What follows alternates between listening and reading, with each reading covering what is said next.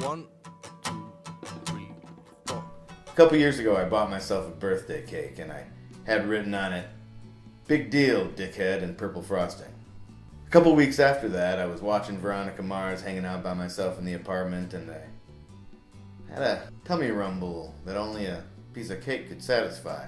So I went to the kitchen and realized I didn't have any clean plates, but I did have a clean fork, so I went to the cake, which now just said, "Deal, ickhead," and I took off a pretty aggressive piece, and I shoved it into my mouth. As I began to chew, the crusty outer edge of the cake kind of split from the rest of the cake and slid down my throat, not unlike I imagined a ice chunk sliding off of a glacier and into the ocean. But instead of the ocean, this slid into my throat and wedged itself right there. I couldn't breathe at all.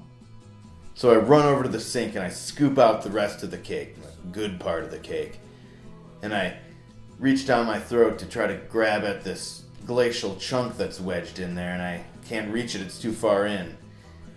Now, I've thought I've been choking before, when I laughed while I was eating quinoa, or I didn't chew properly while I was eating grapes, or I swallowed a shooter marble, or what have you. But let me tell you, before this moment, I had never been choking. And it was terrifying. I mean, really terrifying. Obviously, but I mean more terrifying than that.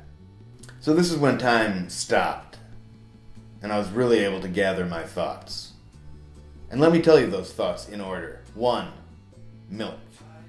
I'm not sure why milk. I guess it was, chocolate cake, so why not milk?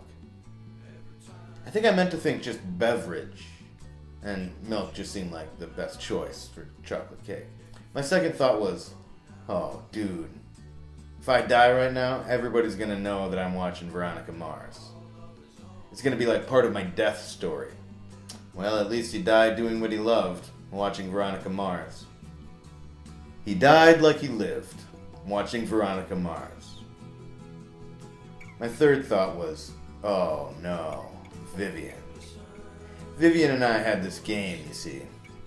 Well, I should say, I had this game, you see, with Vivian, where I would pretend that I was dead. I would lay down and put my arms in weird positions, and my glasses would be all askew and my hat would be off, and I would just lay there and wait.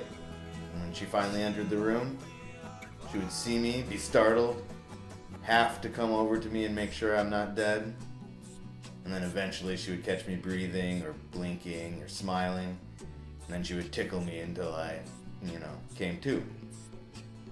Well, she wasn't going to be home for 3 hours, and if I died right now, she would walk in the door, see me laying there with my body at all a weird angle and my glasses askew and my hat off, and, well, she'd come over and she'd shake me, and then she'd start tickling me, and then she would realize just how cold I was and that I had maybe gotten a little firmer than before. And I don't know if she could ever get over that. Fourth, I thought of 7th grade health class and a little diagram with a cartoon man with no eyes performing the self-Heimlich maneuver. I thought about that little cartoon man and that little cartoon chair that he rammed his little cartoon abdomen into to try to dislodge the cartoon cake or shooter marble or grape or whatever. And I thought to myself, you can do this. You have a chair and an abdomen. So I grabbed a chair. Now our chairs had a higher back than normal chairs, and I have a lower abdomen than normal people, so I actually had to jump up to land my abdomen on the back of the chair. So I do this, I jump up, land square on it, and it stings, I won't lie to you. No movement. I do it again, no movement. But the third time I jump up as high as I can, which isn't very high, but still I jump up as high as I can and land with all of my weight on the back of this chair. It moves. Just a little, but it moves.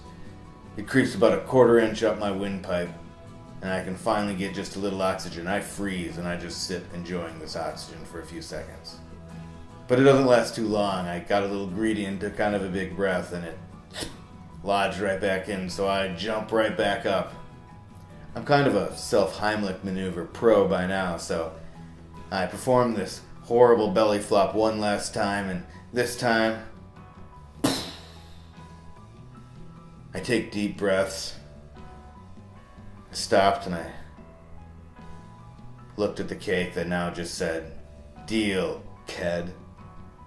And then I poured myself a glass of milk and I sat down on the couch and watched the rest of Veronica Mars like I lived.